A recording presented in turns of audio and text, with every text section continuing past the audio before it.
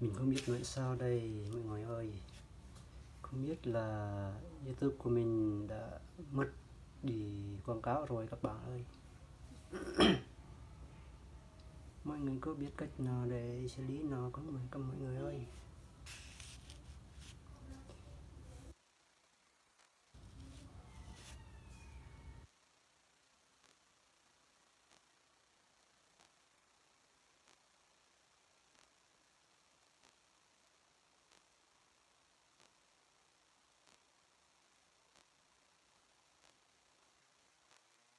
Trong video nhưng mà có quảng cáo, bây giờ thì quảng cáo nó không hiển nữa các bạn ơi. Làm YouTube nhưng mà thật sự rất là buồn lắm.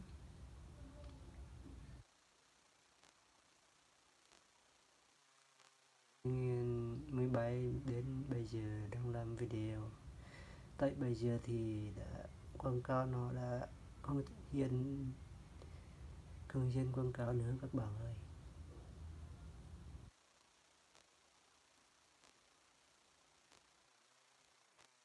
Như vậy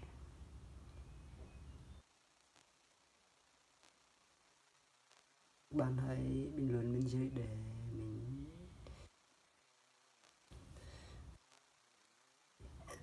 chúng ta cùng nhau để phát triển cùng nhau nhé các bạn ơi.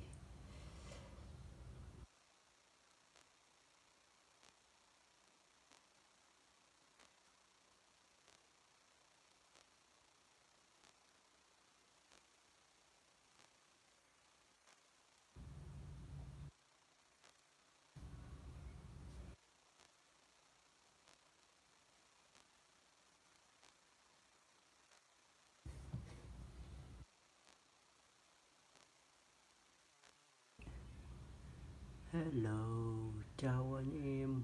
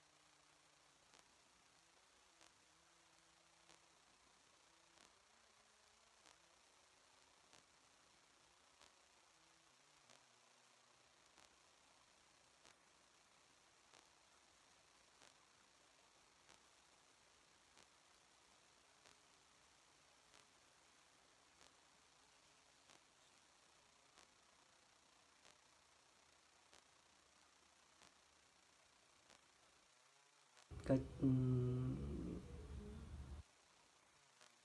cái hiển thị quảng cáo để bình luận bên dưới nhé các bạn ơi.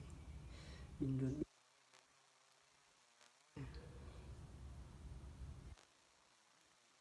bạn ơi. Đã làm YouTube suốt thời gian qua nhưng mà thật sự trước thì có quảng cáo rồi, bây giờ thì đã mất quảng cáo rồi, hiển thị quảng cáo nữa. Đấy, bình luận bên dưới để và theo dõi kênh của các bạn nhé.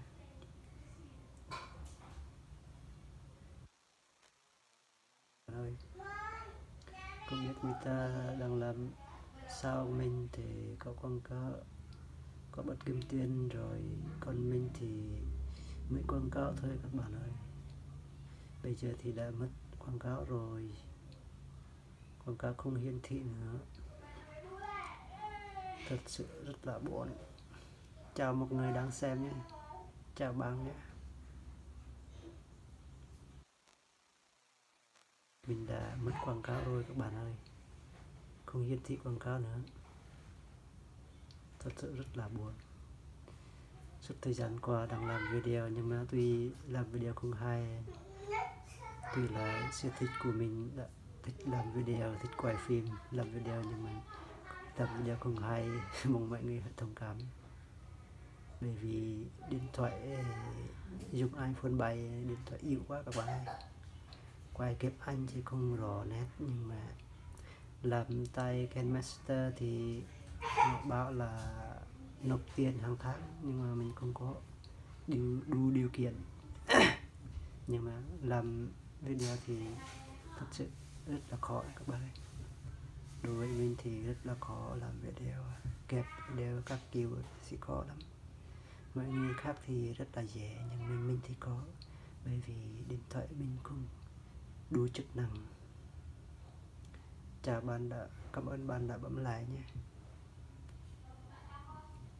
Mở trò chuyện cùng nhau nhé. Thì YouTube đã không hiển thị quảng cáo nữa rồi.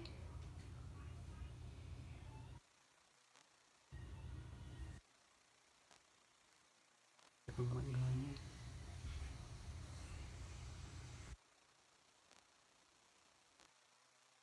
Thì lung xôm quá các bạn ơi. Có ca hát, ca qua gì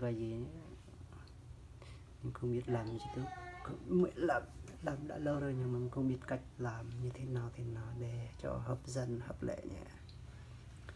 Bây giờ thì mất quảng cáo rồi, không có hiển thị quảng cáo nữa. Làm cách nào để xử lý nó, các bạn hãy bình luận bên dưới để mình biết nhé.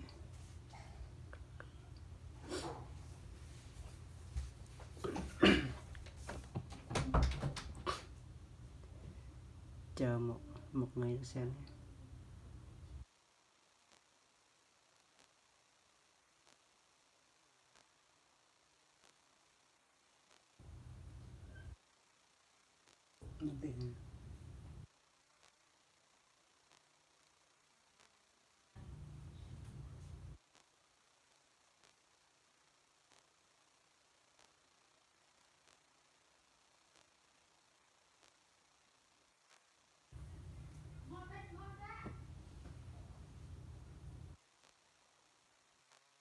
Có một dòng nó đi mỡ ha, mới được không?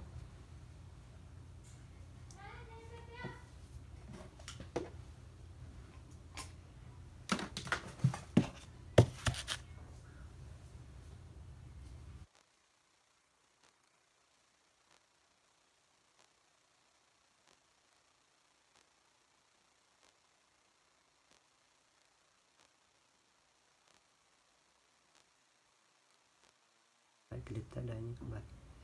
Bye tất cả các bạn chút thời gian qua đang xem video của mình nhé. Mong các chúng ta cùng nhau để cảnh phát triển nhé. Mình xin chân thành cảm ơn tất cả các bạn rất là nhiều.